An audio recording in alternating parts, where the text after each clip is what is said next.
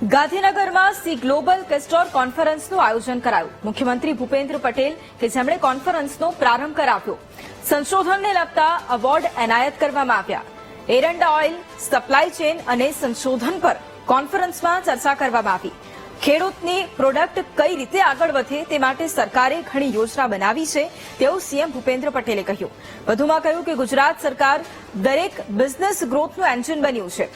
ગુજરાતે ઉદ્યોગ ક્ષેત્રે નવીનતા અપનાવી છે। ગુજરાત દેશમાં એરંડામાં અગ્રીમ ઉત્પાદન રાજ્ય છે। વધુ સારા વિકાસ માટે આ કોન્ફરન્સ યોગ્ય પ્લેટફોર્મ છે તેવું કહ્યું।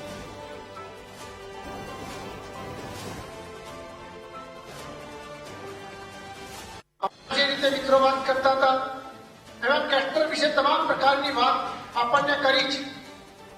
આ 21મી સદી છે, દુનિયા ઝડપથી આગળ વધી રહી છે। એમાં ખાસ કરીને ગુજરાત કેસ્ટરમાં જ્યારે 85%થી વધારે ઉત્પાદન કરતું હોય ત્યારે ગુજરાત પાછું ના રહે એની ચિંતા કરવા માટે સખત આવી કોન્ફરન્સની અંદર ચર્ચા થશે। આખા ભારતની અંદર 33% નિકાસ જો કોઈ થતો હોય તો આજે ગુજરાતમાં થાય છે। 18% ઉત્પાદન થાય છે।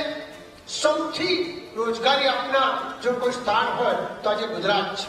જે પ્રધાનમંત્રી નરેન્દ્રભાઈ મોદી સાહેબ જે રીતે ગુજરાતને બનાવી એને આગળ વધવાનું કામ આજે મુખ્યમંત્રી શ્રી કરી રહ્યા છે।